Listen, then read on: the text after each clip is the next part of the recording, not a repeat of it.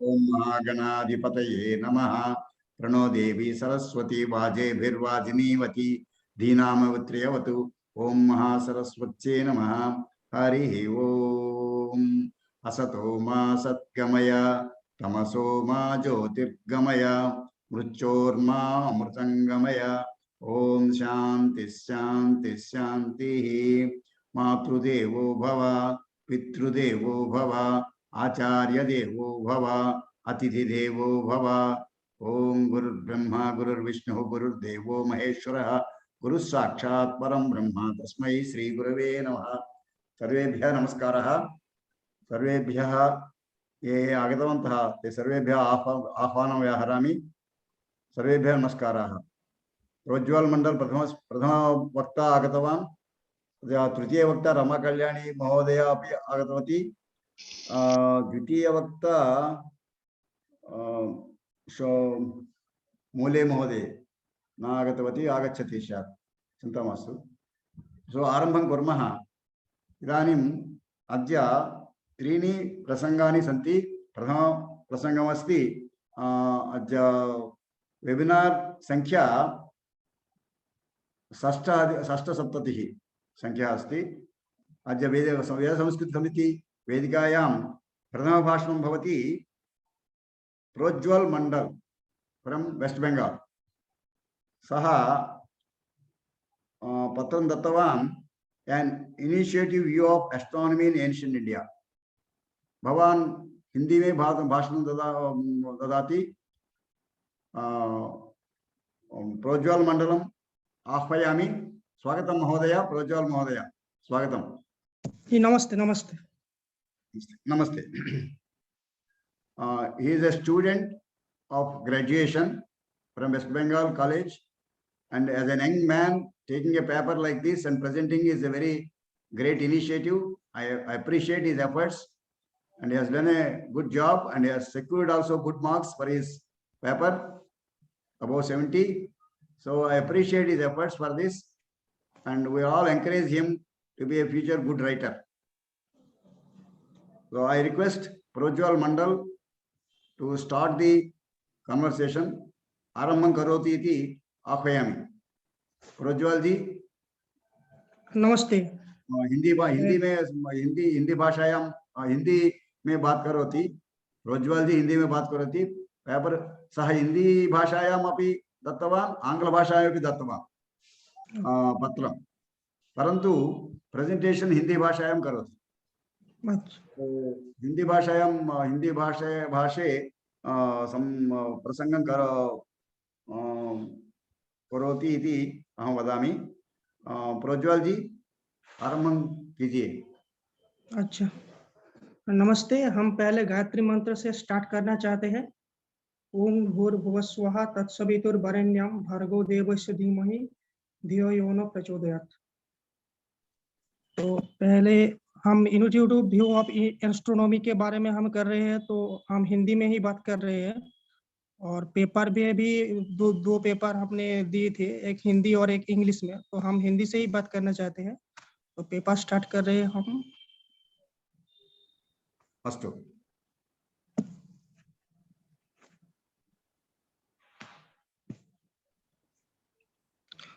क्या मेरा स्लाइड आप देख पा रहे हैं? हाँ, एक विषय महोदय एक निमिषं। प्रज्वल मंडल एक निमिषं। काप्रे महोदय नमस्कारमस्ति। प्रह्लाद कुमार महोदय, मूर्ति महोदय, विशालक्ष्मी भगिनी महोदय, सर्वेभ्यः नमस्कारं व्याहरामि। स्वागतम्।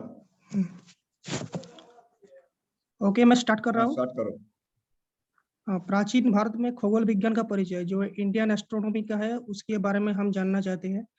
तो पहले बता दें, हमारे ग्रंथों में बहुत सारा मिलावट हुआ है, मतलब इंग्लिश के अंग्रेजों के आमूल में, जो मतलब वहाँ पे हमारा जो विलियम हंटर थे, विलियम हंटर ने जो हंटर कमीशन बैठाया था, उसमें संस्कृत, और विलियम हंटर संस्कृत भी जानते थे और हिंदी भी जानते थे, तो इसीलिए, और सॉरी इंग्लिश भी जानते थे, तो संस्कृत से वो इंग्लिश में ट्रांसलेट किया और वहाँ पे बहुत सारा मिलावट किया है। तो इसीलिए हमारे पास बहुत ज़्यादा से ज़्यादा विज्ञान का मतलब जो प्रमाण है वो नहीं है।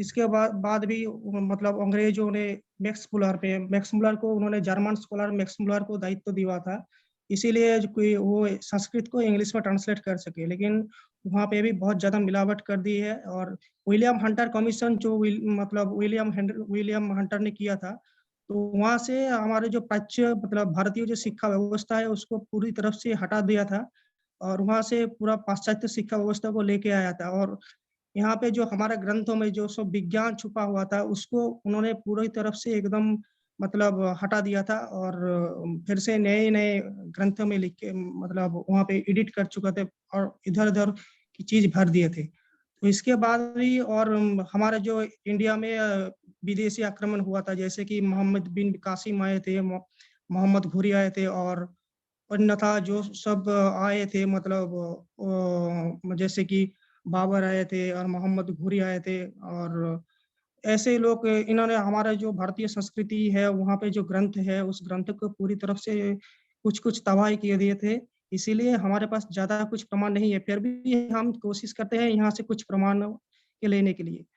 तो वेदों में कुछ प्रमाण है जो पहले मैं शुरू करना चाहता हूँ। प्राचीन भारत के वैदिक ऋषि मुनि देश के विभिन्न वैज्ञानिकों को विचार देने से बहुत पहले ही वेद, नक्षत्र कल्प, पोथी शास्त्रों आदि में अपनी विचारधारा का ध्यान करते थे। प्राचीन भारत की वैदिक सभ्यता शिक्षा, दीक्षा, आचरण, सुधार और संस्कृति के दृष्टि से कहीं अधिक उन्नत थी। हम चाहते हैं कि ये वैदिक ज्ञान फिर से दुनिया में फैले।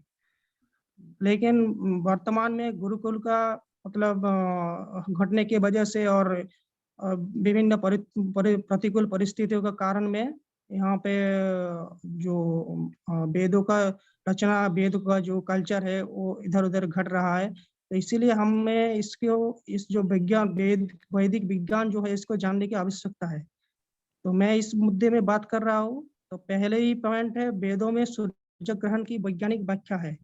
वेदों में सूर्य ग्रहण की व्याख्या है, जैसे कि हम ऋग्वेद पंचम मंडल सूक्त नंबर 40 और मंत्र नंबर 5 में देखते हैं। तो यहाँ पे लिखा हुआ है जत्ता सूर्य सर्वानु स्तम विद्वदासुर अक्षेत्र विदा जथा मुग्धो भुवनन्य दिधोयु।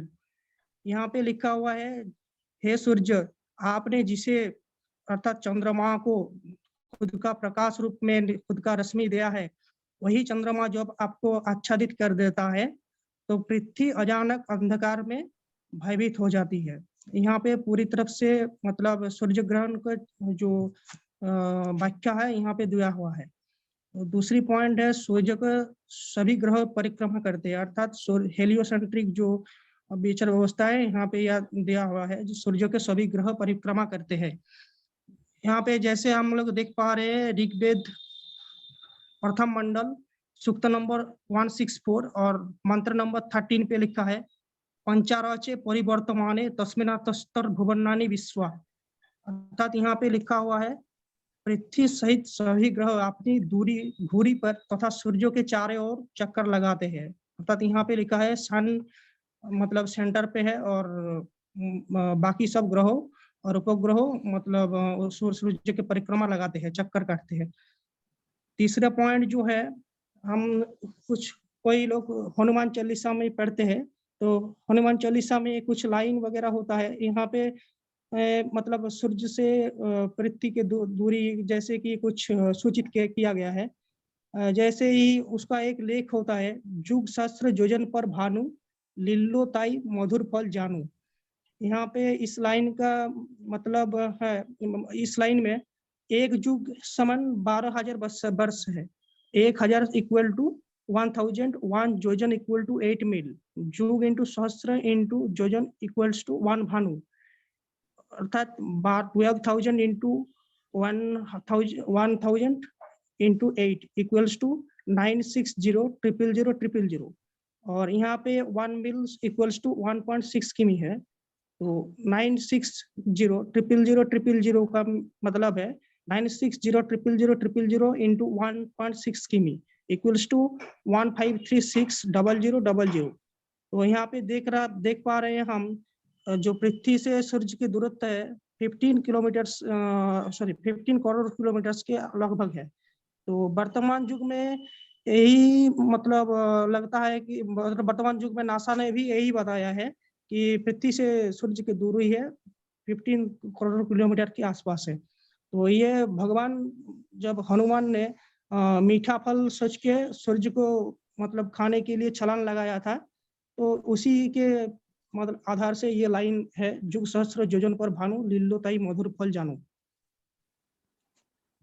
नेक्स्ट पॉइंट है वेदों में वर्णित सूर्य का अपनी घुरी पर घूमना और और इधर उधर भटकना, सॉरी घूमना।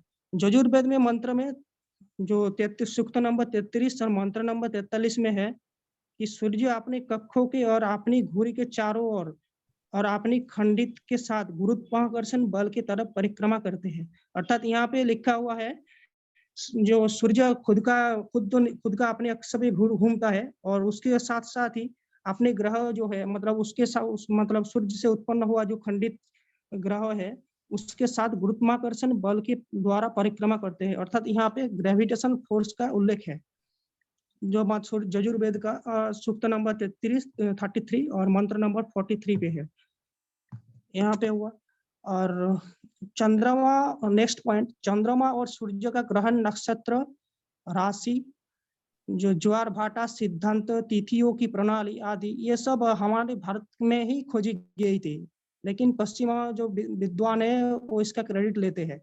इसका प्रमाण भी है, जैसे कि हम देखते हैं जो हमारा पृथ्वी गोल है, इसका कोई प्रमाण जैसे हम आपको पेश करेंगे। तो पहले ही हमारे नक्षत्र कल्प जो है वहां पे लिखा हुआ है, अंग्रेजों से आने से बहुत पहले ही मतलब भारतीय ऋषियों ने ये खोज की थी जो पृथ्वी गोल है। जैसे कि इसका प्रमाण नक्षत्र कल्प में है, कपित फलवद विश्वम दक्षिणोत्तरो समम, कपित फलवद विश्वम दक्षिणोत्तरो समय, कपित फलवद विश्वम दक्षिणोत्तर समम, ये है नक्षत्र कल्प का है। अर्थात पृथ्वी कपित फल जैसे कि गोल है, अर्थात कमला लेबू जो होता है ऑरेंज जैसा होता है उसकी तरफ से गोल है और उत्तर और दक्षिण में कुछ थोड़ा सा दबा हुआ है, ऐसा है, यह नक्षत्र कल्प में है। दूसरा की जो पॉइंट है जो पृथ्वी गोल है ये हमको प्रूफ देती है वो सिद्धांत शिरोमणि का है। सिद्धांत शिरोमणि का जो प्रमाण है वहां पे हम देखते हैं क्या लिखा है, सर्वत पर्वतारम ग्राम चैत्य चैश्चित कदम्ब केसर ग्रंथि केसर प्रसवैरिवो, यह है यही है सिद्धांत शिरोमणि में लिखा है, सर्वत पर्वतारम ग्राम चैत्य चैश्चित कदम्ब केसर ग्रंथि केसर प्रसवैरिवो।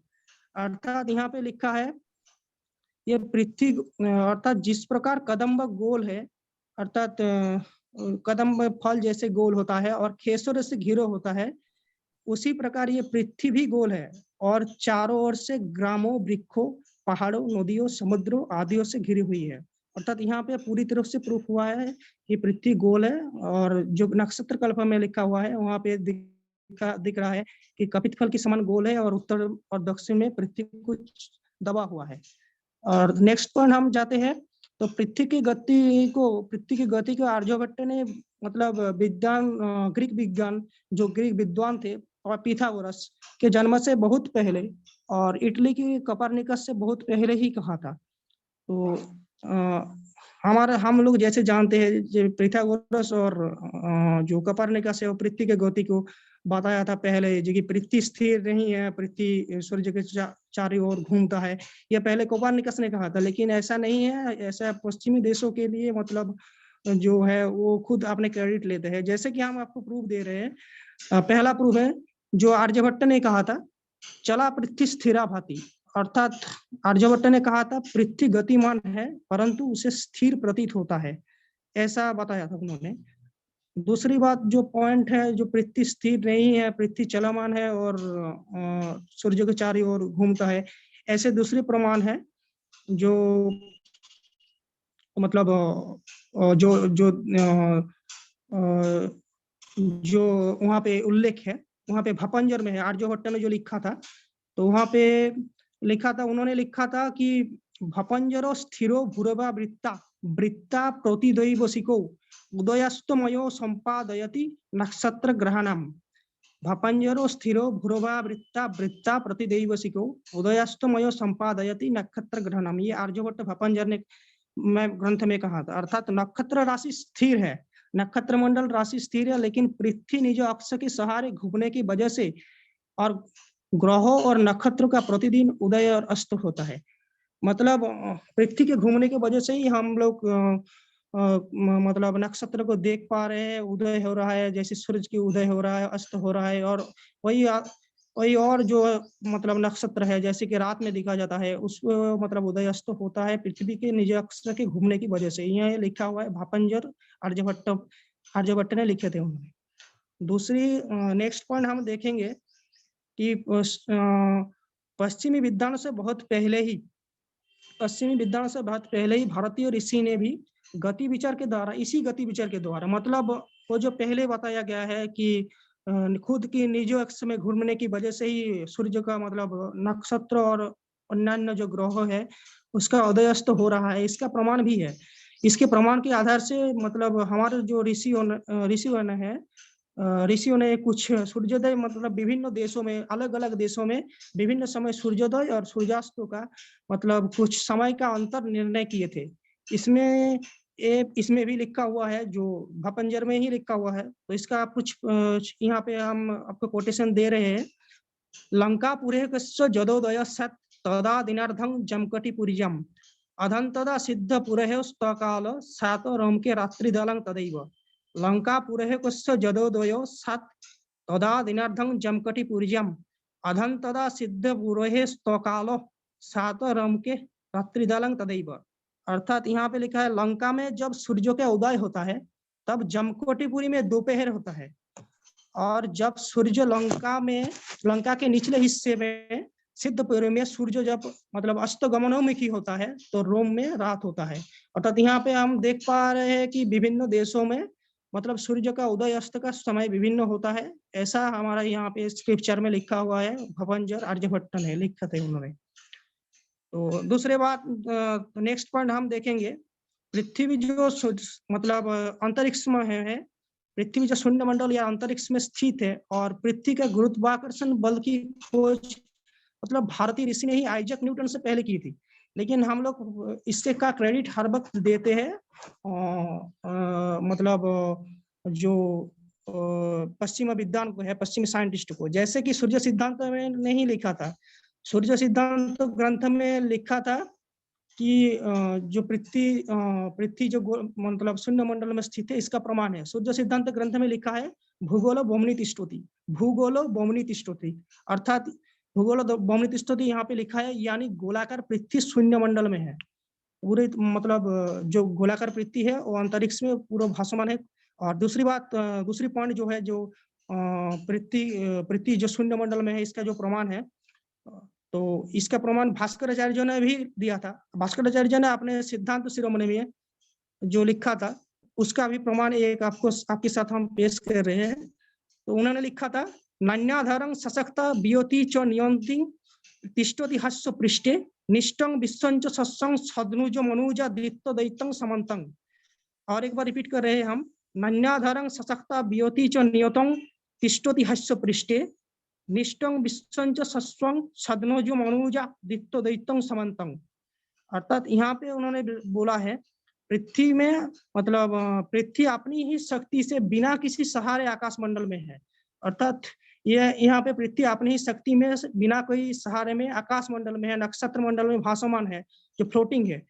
इस हद पे सभी देवता, अर्थात इसके जो ऊपर है उसके ऊपर सभी देवता, राक्षस, मनुष्य रहते हैं।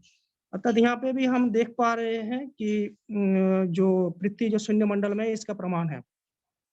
दूसरी जो है मतलब हम गुरुत्वाकर्षण को शक्ति को, जो ग्रेविटी के बारे में बात करना चाहते हैं, तो हमारा संस्कृत स्क्रिप्चर में जो शास्त्रों है और वहाँ पे जो मतलब ग्रंथों है, वहाँ पे भी लिखा हुआ है कि जो मतलब पृथ्वी का कुछ गुरुत्वाकर्षण शक्ति है, ग्रेविटी है। तो उसमें भी मतलब कुछ प्रूफ हम दे रहे हैं आप, जैसे कि भास्कराचार्य ने लिखा था, गोलाध्याय में लिखा था, गोलाध्याय गोलोपाद में।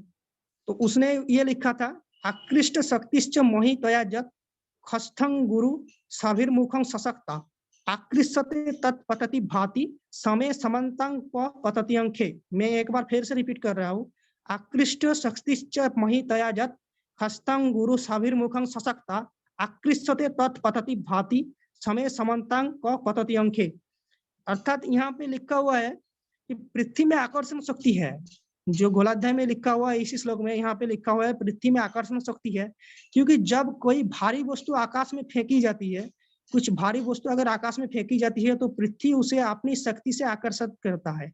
मतलब हम लोग कुछ अगर आकाश मंडल में फेंके तो पृथ्वी उसका जो आकर्षण बल है उसमें उससे खुद का पृष्ठ में उसे आकर्षण करता है। और लेकिन हमें लगता है कि ये गिर रहा है, मतलब जो जिस चीज फेंके गया है, मतलब हम लोगों को लगता है ये गिर गया है, मतलब गिर जाता है, क्योंकि आकाश तो चारों ओर है। आकाश चारों ओर है तो फिर पृथ्वी क्षण बिना गिरेगी कहाँ। तो मतलब ये लिखा हुआ है कुछ चीज अगर आकाश में फेंकी जाती है तो वहां पे गिर जाता है पृथ्वी के अंदर। ये पृथ्वी का गुरुत्वाकर्षण बल या फिर ग्रेविटी की वजह से होता है। आर्यन भास्कर जी भी लिखा था और आर्यन भट्ट ने भी लिखा है, यहाँ पे आर्यभट्ट ने भी लिखा है कि जो ग्रेविटेशन के बारे में है उससे लिखा था, आकृष्ट शक्तिश्च महिजतया प्रक्षिप्ते तत्तया धार्यते। और एक बार रिपीट कर रहा हूँ, आकृष्ट शक्तिश्च महिजतया प्रक्षिप्ते तत्तया धार्यते। अर्थात वहां पे लिखा हुआ है, यहाँ पे लिखा है यानी पृथ्वी में आकर्षण शक्ति है, क्योंकि जो कुछ भी ऊपर की ओर प्रक्षिप्त होता है वो गुरुत्वाकर्षण द्वारा पृथ्वी उसको धारण करता है। यानी मतलब अगर कुछ को फेंका जाता है ऊपर में तो गुरुत्वाकर्षण बल के द्वारा ही वो पृथ्वी में समा जाता है, ऐसा मतलब पृथ्वी में आ गिरता है, ऐसा लिखा हुआ है।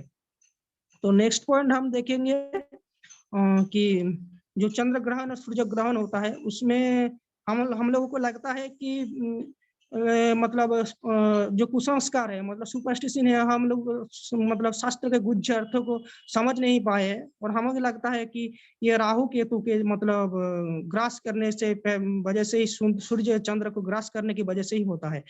लेकिन हम अगर देखें तो हम में से बहुत लोग सोचते हैं कि राहु केतु और राक्षस एक राक्षस की, क्योंकि हमें शास्त्रों को गुप्त अर्थों की नहीं समझना चाहिए, समझ में आता है। और ये दोनों राक्षस कभी कभी चंद्रमा और सूर्य को ग्रास करता है, इसीलिए हम लोगों को लगता था मतलब जो चंद्र और सूर्य ग्रहण होता है ये सुपरस्टिशन है। लेकिन ऋषियों ने, जो हमारा आर्य ऋषि थे, आर्य ऋषि ने बहुत पहले ही ब्रह्म पुराण में कह चुके हैं,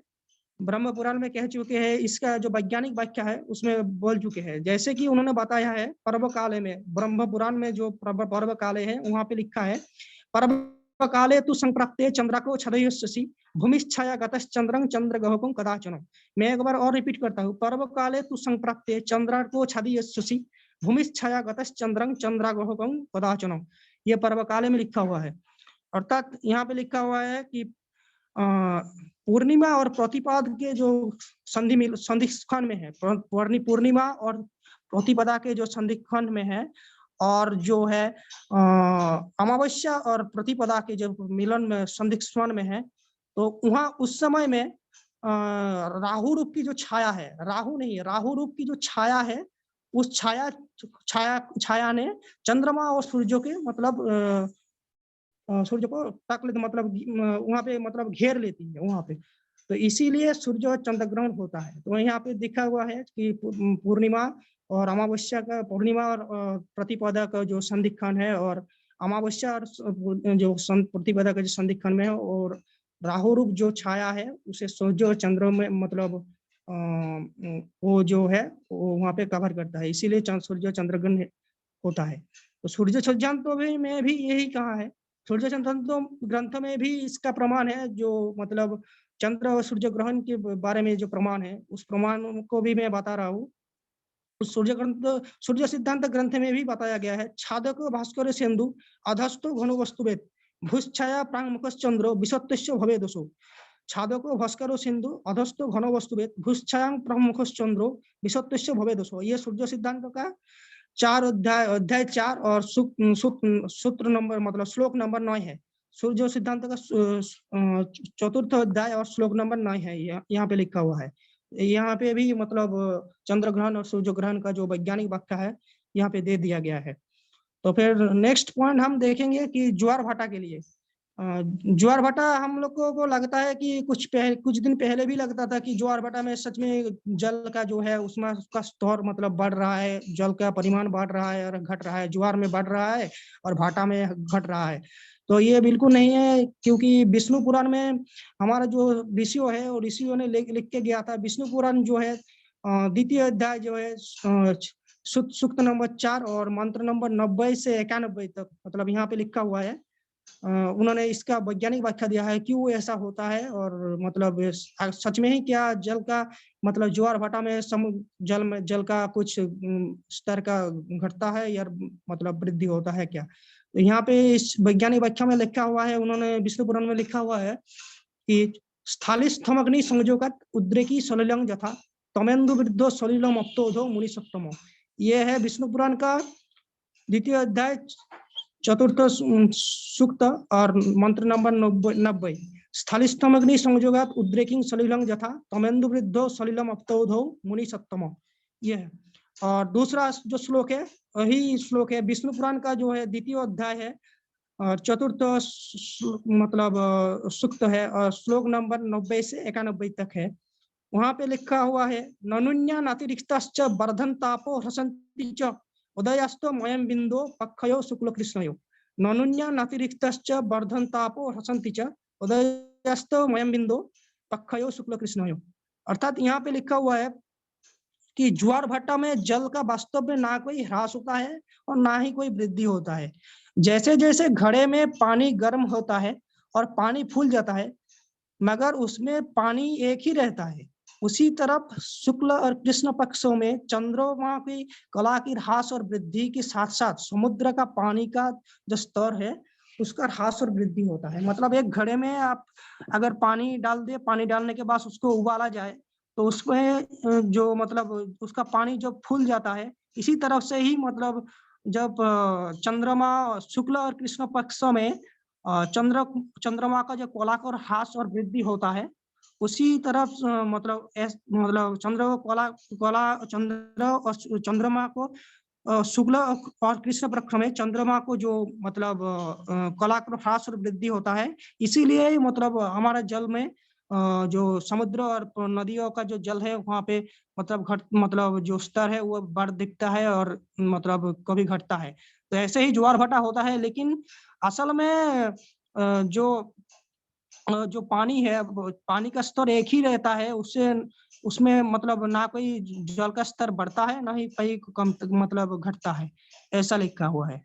तो नेक्स्ट पॉइंट है जो है हमारा जो चंद्रमा है, चंद्रमा का खुद का कोई रश्मि नहीं है और रश्मि सिर्फ सूर्य से ही प्राप्त होता है, ऐसा की प्रमाण हमारे वेदों में है। वेदों में जैसे है ऋग्वेद हम अगर देखें तो ऋग्वेद प्रथम मंडल सूक्त नंबर 84 और मंत्र नंबर 15 यहाँ पे लिखा हुआ है। यहाँ पे क्या लिखा हुआ है हम पढ़ते हैं। अत्राह गौरमनवत नाम तष्टुरपिच्चयम् इत्था चंद्रमसौ गृहे। यहाँ पे लिखा हुआ है अत्राह गौरमनवत नाम तष्टुरपिच्चयम् इत्था चंद्रमसौ गृहे। तो इसका अर्थ क्या है? ऋग्वेद प्रथम मंडल सूक्त नंबर 84 मंत्र नंबर 15 का ये है मतलब इसका अर्थ क्या है क्या हम देखेंगे। तो इसका अर्थ है चलता हुआ जो चंद्रमा है हमेशा सूर्य से ही मतलब प्रकाश की किरणें प्राप्त करता है। मतलब ये जो चंद्रमा है, चंद्रमा हर वक्त जो सूर्य की प्रकाश की किरणें से मतलब खुद आलोकित होता है। और बुद्धिमान व्यक्ति जो है चंद्रमा के भवन में मतलब चंद्रमा में सूर्य की जो छिपी हुई किरण है उसको पहचान लेता है। मतलब बुद्धिमान जो व्यक्ति है वो पहचान लेता है ये उसका खुद का मतलब किरणें या फिर रोशनी नहीं है, अर्थात ये प्रतीत होता है कि चंद्रमा सूर्य से अपनी ज्योति उधार लेता है। यही सूर्य को उसके बाद जो सेकंड लाइन में लिखा हुआ है ये सूर्य के ही किरण है जो संसार में प्रकट होती है। मतलब चंद्रमा का जो आलो असलियत में दिखाया जाता है ये सूर्य का ही एक किरण है जो प्रतिफलित होता है। ये ऋग्वेद प्रथम मंडल सूक्त नंबर 84 और मंत्र नंबर 15 में लिखा हुआ है। नेक्स्ट पॉइंट हम अगर देखेंगे तो जो पृथ्वी जो स्थिर नहीं है, पृथ्वी जो सूर्य के चार पास घूमता है, पृथ्वी जो चलमान है, गतिशील है, मूवेबल है, मूविंग अर्थ है, अर्थ जो मूविंग है, इसका प्रमाण भी है वेदों में। वेदों में हम अगर देखें तो ऋग्वेद का जो 10वां मंडल है सूक्त नंबर 22 मंत्र नंबर 14 में यहाँ पे क्या लिखा हुआ है मतलब यहाँ पे साइंटिफिक प्रूफ है जो यहाँ पे लिखा हुआ है कि पृथ्वी चलता है, मतलब ये स्थिर नहीं है। यहाँ पे लिखा हुआ है श्लोक में पढ़ रहा हूँ। अहत्सा जदपदी वर्धत सा सचिर्भिर्दानम सुस्नां परिप्रदक्षिणी दस्वावे निनिस्सनत। अहस्ता जदपदी वर्धता स्व शचीभिर्विद्यानां सुस्नं प्रतिपद सुस्नं परिप्रदक्षिणी दिस्वायवे निशिस्नत।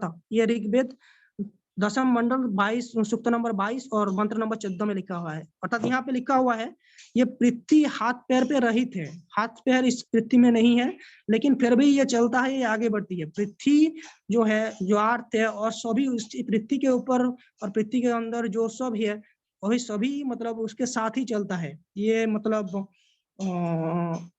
मतलब ऋग्वेद जो दशम मंडल सूक्त नंबर 22 और मंत्र नंबर 14 में लिखा हुआ है। ये मतलब सूर्य के चारों ओर भी घूमता है, ये भी लिखा है। तो श्लोक में और एक बार पढ़ के बताता हूँ। हस्ता जदपति वर्धत सा शचीभिर्विद्यानां सुस्नं परि प्रदक्षिणी दिस्वायवे निशिस्नत। यहाँ पे श्लोक में लिखा हुआ है। नेक्स्ट पॉइंट अगर हम देखें तो जो पृथ्वी का जो गुरुत्वाकर्षण शक्ति है उसमें उसका प्रमाण भी वेदों में लिखा हुआ है। जो वेदों में लिखा हुआ है उसका प्रमाण हम आपको बता रहे हैं। जो ऋग्वेद प्रथम मंडल सूक्त नंबर 35 और मंत्र नंबर 9 पे लिखा हुआ है। उस मंत्र में लिखा हुआ है कि मतलब जो मतलब सूर्य का जो आकर्षण बल है, गुरुत्वाकर्षण शक्ति है, और इसी के बारे में लिखा हुआ है कि सूर्य का भी गुरुत्वाकर्षण शक्ति है। तो यहाँ पे लिखा हुआ है हिरण्य पानी सविता विचर्षणिर्भे दैव्या पृथ्वी अंतरीयते अपामी बंग बाधोते बेति सूर्यमोभि कृष्णेन रजसा द्रमृणोति। हिरण्यपाणी सविता विचर्षणिर्भे दैव्या पृथ्वी अंतरीयते अपामी बंग बाधोते बेति सूर्यमोभि कृष्णेन रजसा द्रमृणोति। यहाँ पे अर्थात लिखा हुआ है सूर्य अपने कक्ष में घूमता है, सूर्य खुद अपने कक्ष में घूमता है, जो कि साइंटिस्ट ने मतलब अभी प्रूफ किया है। जो 25 दिन में अपने कक्ष के अंदर पूरा एक मतलब घूमता है खुद के अक्ष पे ऊपर, तो वो घूमता है। और अन्य आकाशीय पिंडों जैसे कि विभिन्न ग्रहों है, उसका पास जो उपग्रह है, इसका प्रकार ऐसे धारण करता है घूमने के साथ साथ ही खुद के अक्ष पे तो घूमता ही है, उसके बाद उसके साथ साथ ही मतलब उसके चार पांच मतलब आसपास जो बहुत मतलब आकाशीय पिंड है, जैसे उसका विभिन्न ग्रह है और उपग्रह है, उसको ऐसे धारण करता है कि उस आकर्षण बल की वजह से, मतलब सूर्य जो आकर्षण बल पैदा करती है, उस आकर्षण बल की पैदा करने से ही वो जो आकाशीय वस्तु जो है, जो ग्रह है, उपग्रह है, वो मतलब अपने आप से वो दूसरे को ना टकराए। मतलब वो एक मतलब ऐसे धारण करता है कि सभी एक छंद से अपने आप सूर्य के चार पास और घूमता है, ऐसा ही प्रमाण लिखा हुआ है। तो यहाँ पे हम सूर्य का भी ग्रेविटेशन फोर्स देख सकते हैं। उसके बाद हम ऐतरीय ब्राह्मण जो देखते हैं, ऐतरीय ब्राह्मण जो अध्याय नंबर 3 और मंत्र नंबर श्लोक नंबर 44 में है। ऐतरीय ब्राह्मण में जो लिखा हुआ है कि मतलब सूर्य का कभी उदय अस्त नहीं होता है, ऐसा लिखा हुआ है। तो हम इसे देखते हैं। तो ऐतरीय ब्राह्मण 3 मतलब अध्याय नंबर 3 और सूक्त नंबर मंत्र श्लोक नंबर 44 में लिखा हुआ है। स्पष्ट रूप में लिखा हुआ है कि सूर्य ना कभी अस्त होता है और ना ही उदय होता है। जब लोग सोचते हैं कि सूर्य अस्त ही हो रहा है, तो ऐसा नहीं है। लोग सोचता है मतलब जो अगर सूर्य अस्त हो रहा है तो ऐसा वास्तव में नहीं होता है, क्योंकि दिन के अंत में आने के बाद ये अपने आप में सूर्य अपने आप में दो विपरीत प्रभाव उत्पन्न करता है। हाँ, जो रात को नीच और दिन को दूसरी तरफ बनाता है।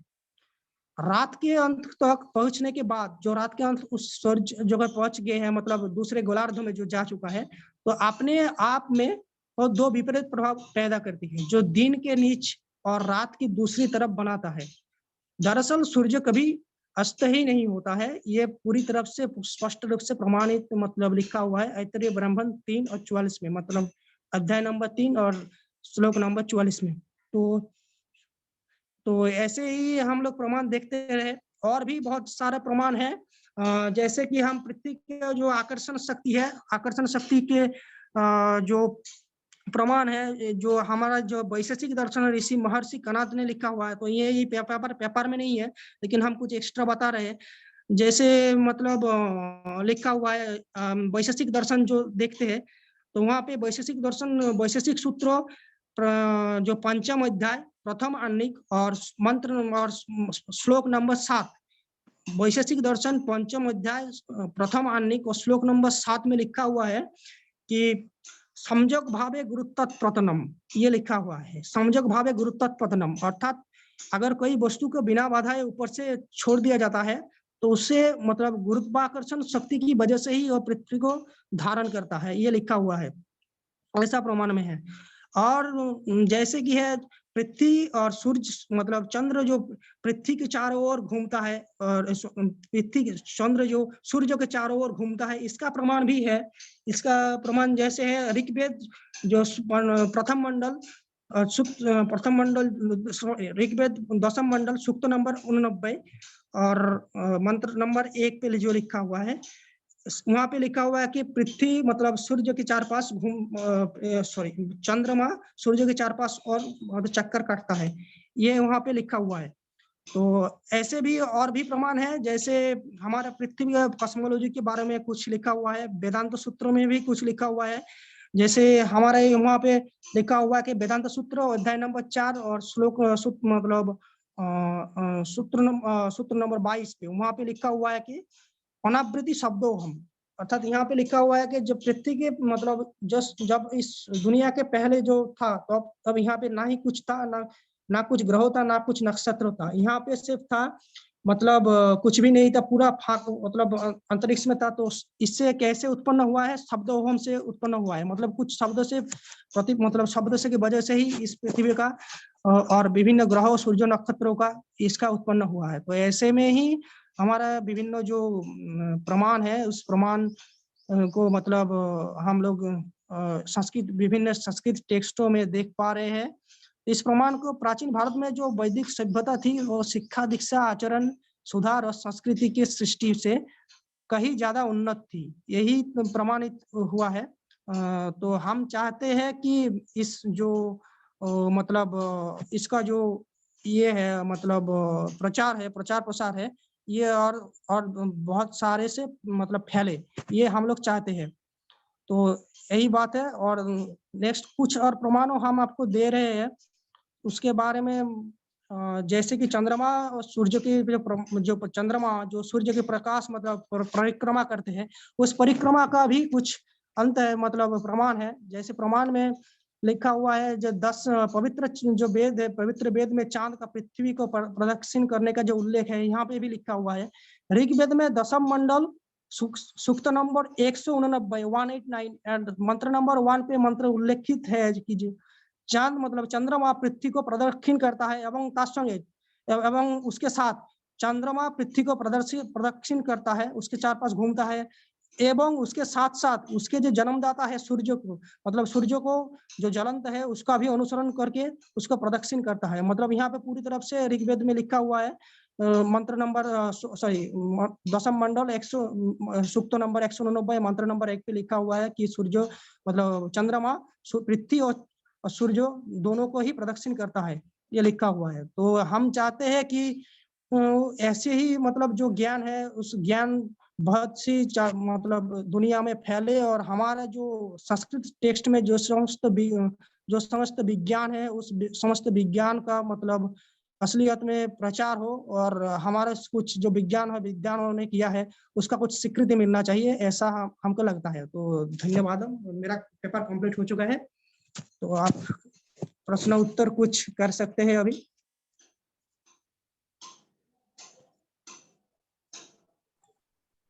Dhanyawad Projal ji, it's a good speech. You have given very detailed account of various lokas in which शास्त्र में it is there. बहुत अच्छा तरीका से दे दिया था। तो जहाँ जहाँ भगवान देखा और पढ़ा उस हिसाब से दे दिया था। मैं ये पूछना चाहता हूँ, आपका गुरु का नाम बताए थे पहले, आप उसका नाम फिर बताएंगे गुरु जी का नाम? जी मेरा तो कोई गुरुदेव है नहीं, मतलब एक बार बोल रहा था मैं गुरु जी होता है ऐसा बता रहा था कॉन्वर्सेशन में। अनुकूल चंद्र ठाकुर। हाँ, अनुकूल चंद्र ठाकुर है। अच्छा, कहाँ रहता है वो? अभी तो नहीं है, मतलब वो लेट हो चुका है, लेकिन गुरु परंपरा में आ रहा है। अच्छा, अच्छा। और हमने दूसरा जो दीक्षा नहीं है उसका भी है, मतलब स्वामी निगमानंद है, स्वामी निगमानंद, उसके पास भी हमने दीक्षा नहीं है, तो वो हमारे गुरु है। स्वामी निगमानंद जो तंत्र का बहुत बड़ा मतलब पंडित थे, तो उसके पास भी हमने दीक्षा नहीं। आपका पिताजी क्या काम करता है? निगमानंद जी, आपका पिताजी? मेरा पिताजी तो स्कूल टीचर है, और टीचर, अच्छा। मेरा मॉम भी स्कूल टीचर है। तो अभी आप ग्रेजुएशन में कौन सा सब्जेक्ट पढ़ रहे हैं? हम ग्रेजुएशन में जूलॉजी पढ़ रहे हैं। जियोलॉजी पढ़ रहे हैं, अच्छा, ठीक है, हाँ वेरी हाँ। गुड। तो अच्छा है, बहुत अच्छा भाषण दिया है। अभी पूछेंगे कि किसी का भी संदेह है तो डिस्कशन करूँगा, चर्चा करेंगे। अस्तु, please I request everybody, if they have got any doubts, please, or any discussion you want to initiate, or if you want to throw some light on the Shastras, on the that is given by him, you are welcome. Please, you can raise your hand and talk. Hindi में बात कर सकते हैं, अंग्रेजी में बात कर सकते हैं, संस्कृत में बात कर सकते हैं, any language.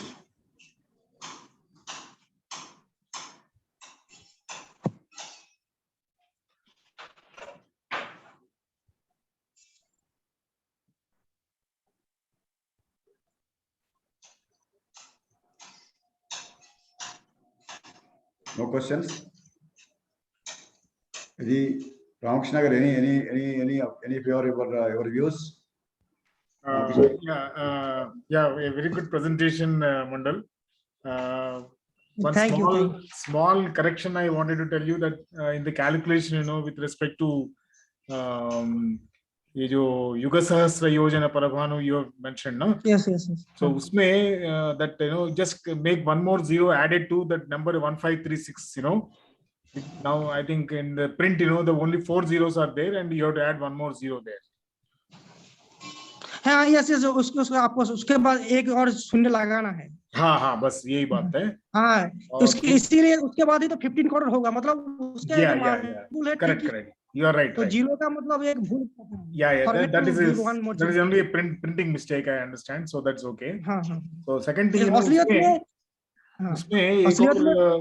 उसमें एक और विषय जो बताया था, एक युग जो है 12,000 years, तो उसका कुछ प्रमाण है तो वो प्रमाण दे सकते हैं तो अच्छा रहेगा।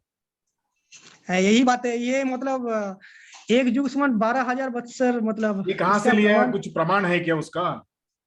नहीं, प्रमाण तो अभी नहीं दे सकते, लेकिन नहीं, मतलब नहीं, कोशिश कर लीजिए अभी, मतलब इमीडिएटली बोलने का नहीं कह रहा हूँ, क्योंकि ये तो मैंने पहले भी सुना है, लेकिन ये this is a little controversial because 12,000 कहाँ से आया? Yes, of course, this is controversial.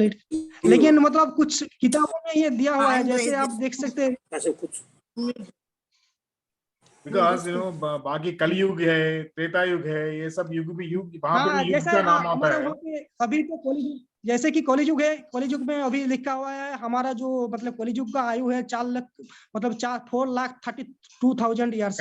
लेकिन हमारा यहाँ पे मतलब ये कंट्रोवर्शियल है, मेरे को पता था ऐसे प्रश्न आएंगे, लेकिन क्या पता मतलब इस कुछ बुक में दिया हुआ था, कुछ बुक्स में दिया हुआ था, इसलिए हमने मेरा सिर्फ इतना पूछना है कि इसका प्रमाण जो है ढूंढ लीजिएगा, अगर मिलेगा तो अच्छा रहेगा। हाँ, जरूर मैं कोशिश करूंगा। अभी तो मतलब थोड़ा स्टार्टिंग किया है।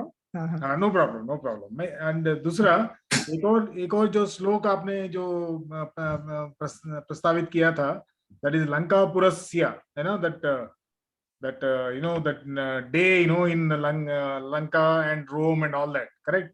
When it is night in one place, it is day in another place, like that, correct? उसमें उस श्लोक में रोम का नाम आया है, तो and that Rome, हमारा जो इटली में जो रोम है, वो पुरान काल में भी रोम का नाम पे जाना जाता था। ये मेरा प्रश्न है। देखिए, ये बुक्स तो मतलब जो लिखा हुआ है आर्यभट्ट भपंजर ने जो लिखा हुआ है, तो बहुत ज्यादा पुराना है नहीं ना। मतलब आप सोचिएगा तो 11th सेंचुरी और 12th सेंचुरी के आसपास ऐसा ही लिखा हुआ है। तो अच्छा, तो हो सकता है कि मतलब they have taken the same name. हाँ, ओके, जो आर्यभट्ट भपंजर ने लिखा था। Okay, right, thank you. Before Prahlad Kumar ji will give your views, before that Ramya Reddy ji Mahodaya Bhavatyaha Sambhashana Prashna Kimasti. Ramya Reddy ji. Yes, sir. I am from H. Reddy, Hyderabad. H. Reddy gara, okay. Prajwal भाई ने बहुत अच्छी भाषण दिया, मैं appreciate कर रहा हूँ।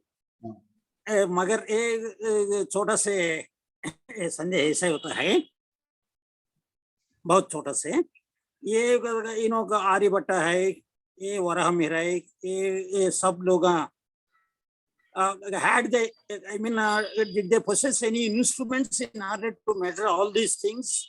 Any idea, Prajwal ji? और एक बार रिपीट कीजिए जरा।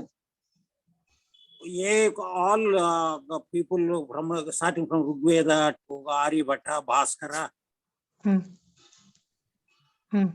एक उन्होंने के पास any instruments, ये साधना, ये मेजरिंग के लिए आकाश में नक्षत्र का ये सब एक जयपुर में, अभी जयपुर में है इंस्ट्रूमेंट्स ये टाइम मेजरमेंट के लिए, वो ऐसा इंस्ट्रूमेंट्स कुछ था, कुछ इंस्ट्रूमेंट्स इंफॉर्मेशन है?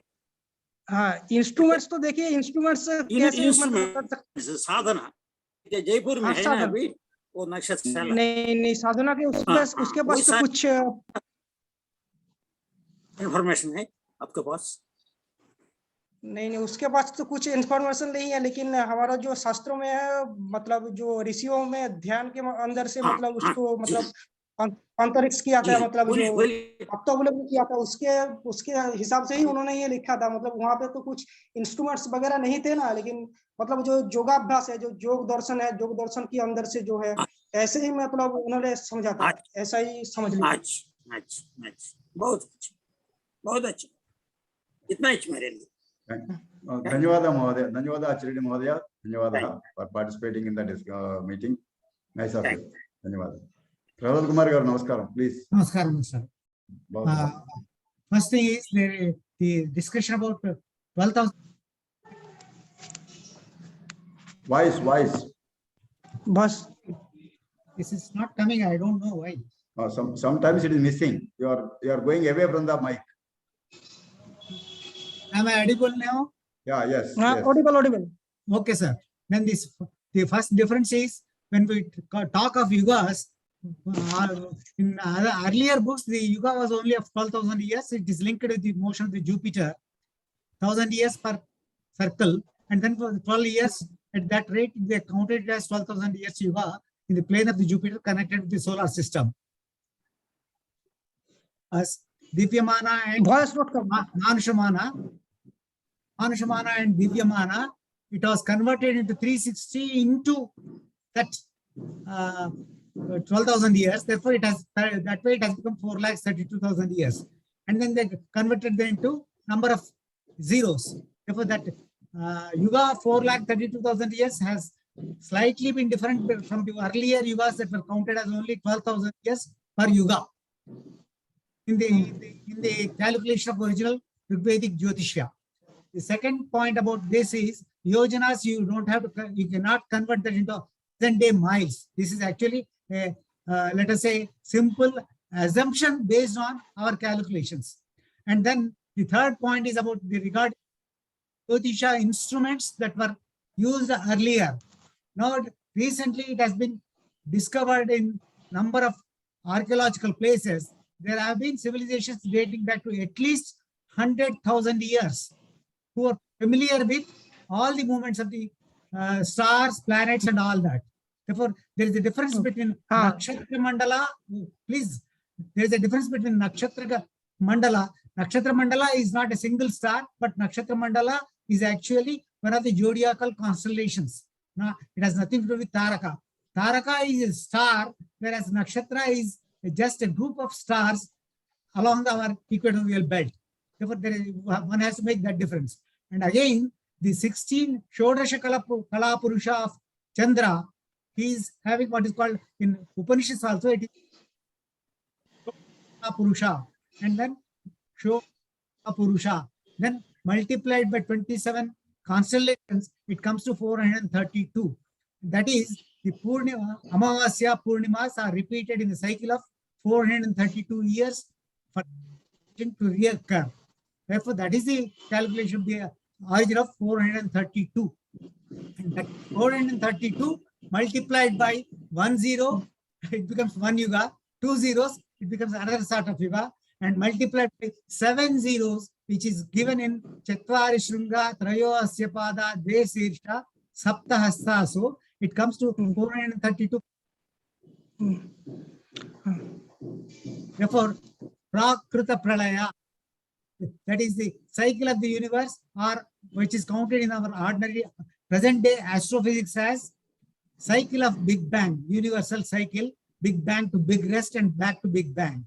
That is what is called big oscillation, oscillator universe. Therefore, this 432 followed by 7 zeros is present day astrophysical number, and earlier number is also corresponds to that our number, but number of zeros make them different units of time.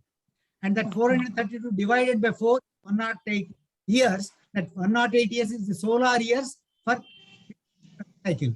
And that 108 is also the distance between sun and earth divided by solar diameters gives us 108. And distance earth and moon divided by moon diameters gives us 108. Therefore, this is a three-body dynamic problem. Moon and earth. Three-body dynamic problem in astrophysics between sun, moon, and earth. It is a triangle rotating, keeping equal distances. 432 years. That's how this number 432 has come into significance. Okay. And this distance between earth and moon, it is a significant of the number 08. And that's instruments, all our temples were observatories. They were designed to recognize particular passage of stars and constellations across the Shikhara Kalashas. Shikhara Kalashas were meant for observation of stars, or a particular group of stars in a particular day at that particular place. Therefore, they are all our temples of the ancient past. And these temples were, most of them got submerged around 12,000 years back because rise in ocean level. And that was one big Jalapralaya which happened around 12,000 years ago. That's the link between science and our astronomy and our civilization. Our civilization actually goes back to at least about 100,000 years. Okay. And they had also instruments. Also, they had even Atri's instrument, which was discovered, which has been described in Rig Veda, and that is an instrument which is being used continuously for calculation of Panchangas. अच्छा, okay, one more problem, one more मतलब जो बता रहे हैं हम आपको, is there any astronomical instrument in Rig Veda periods? Any proofs? Proof is design of our temples and observations through temple towers and Shikhara of the Garbhagruha. But nowadays, the geometrical relationship between temple tower and the Garbhagruha, it is a specific geometry, and that specific geometry actually gives the distances between the passage of stars on the Shikhara of the Garbhagruha and the tower. That calculation with 7 prakaras, 7 mandalas, that is how they have designed it to make it an instrument of astronomy. Every temple is an observation center for astronomy. Okay, but हम मतलब we don't see what any temples of Rig Veda's periods. So how we can the Khajuraho temple with Surya Ratha Chakras is made of 12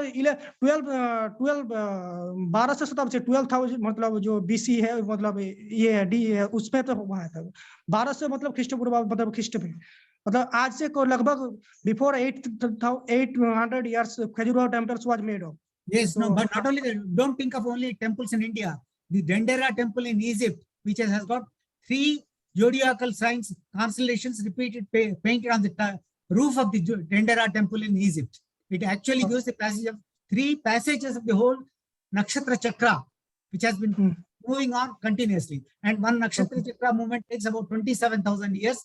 Therefore, 3 passages of such Nakshatra Chakras actually involves 81,000 years minimum. And that is on the record in Dendera temple roof. Egypt. अच्छा, okay, one more question I have, मतलब we have you, I am learning, just learning firstly. So do you have any proofs about मतलब any instrumental astronomical instruments in any Veda or others जो संस्कृत ग्रंथ during मतलब Veda period? जैसे like we know Samrangan Sutradhara. Even Rigveda, the Jyotisha of Rigveda is not the present Rigveda text. And earlier Jyotisha text of Rigveda, whereas got Vedic Jyotisha text is there, Lagada's text is there, that describes all these things in detail. And the Romakapura described in our Aryabhatta Shastra or Varahamigra Shastra, that Romakapura is not the present day Rome. Theoretical country placed at 490 degrees positions on the equator of the earth at that time. They have Lanka, Romaka, and all those four Yamapuri and all those four Puras are not actually present day cities or present day marks, but they are just 4 marks on the equatorial belt at 90 degrees from each other. Yeah, it has nothing to do with this Roma. And that Roma is actually that word. We should not think of that Roma as present day Rome, but that Roma is different from that was used in Rigvedic language or post-Rigvedic language. Okay. So, Acha. anybody- Okay, postal Vedic, but this sloka is present in Bhapanjara. This is present, matlab Roma, this word is present. But that was unnecessarily because of the interpretation by British Indologists. They have been confused between this Rome and that Rome.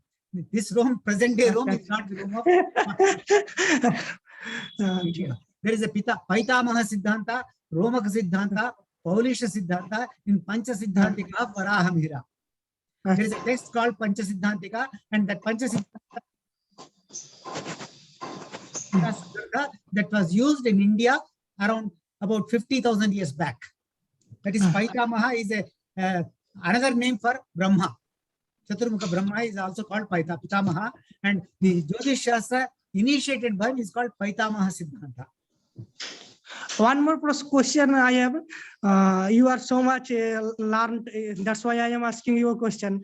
Nakshatra Kalpa was written by whom? This is main, matlab, main question is mine. This Yajurveda has got a separate Nakshatra Sukta where the names of the nakshatras are different from the nakshatras we use today. And also that the most of our text, in the entire childhood of Krishna, what is given in the childhood of Krishna as Putana Samhara, Bakasura, Shakatasura, Dhenukasura, and all that, they are nothing but the description passage of sun through different 12 zodiacal constellations, abbreviated as Krishna overcoming all the things in those 15 years he spent in Vrindavan. And that's why it is actually it corresponds with the entire life story of Heracles of Greek mythology. The 12 adventures of Heracles in Greek mythology are actually the stories of Krishna's childhood lifted from Indian Puranas and localized into Greek mythology. That means in Greek and India there was some connection was there in astronomical. Large connection before BC. There were large connections. There was a big trade between India, Italy, and India much earlier to the beginning of Christian era. Okay. There have been large quantities of Roman coins have been found in the east coast of India. Therefore, the business between Rome and India predates our contacts with other civilizations. Therefore, there is a city called Ynon, Yunnan. That's why still we refer to that Greece as Yunani, Yunnan and Yunani. And there again, there are Gaurayavanas and Kalayavanas. Kalayavanas are from Ethiopia. Therefore, that Kalayavana referred to in Bhagavata is the resident of Ethiopia, and that the description given in Padma Purana and Brahma Purana is that his lower part is of that of a lion, upper part is that of a man. Ethiopian kings, even now, they wrap around the skin of a lion around their waist. That is the tradition of, and that is actually the form of the Sphinx also. The Sphinx body is that of a lion, head is that of a man. And reverse is the case of a Narsimha Avatara, who use lion's head and human body. It means Sphinx are Narsingh avatar and proofs of Narsingh avatar. Yes, these are all linked between the zodiacal constellations, Lion constellation, Kanya constellation, and Tula constellation. Spring equinox from Kanya constellation to Lion constellation is the beginning of a new yuga in the earlier era. That's why even today, Leo constellation is considered as the Ucha Rashi for Surya. It is Swarashi is Mesha, Ucha Rashi is Leo.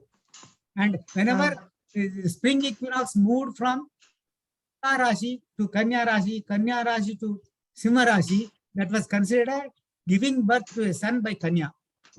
And all the Vyasa, Dushyanta, Bharata of Dushyanta, they are all Kaninas in the sense the movement of the sun from Virgo constellation to Leo constellation, Kanya giving birth to a son. That is the meaning of the astronomical interpretation of our yugas and other things. Okay. Dhanyawada Mahodaya. Dhanyawada Prabhat Karma Mahodaya. It's very great, interesting knowledge to share with us, and it is a Yes, good sir, education, good knowledge for the Prajwal also, young man who is coming up.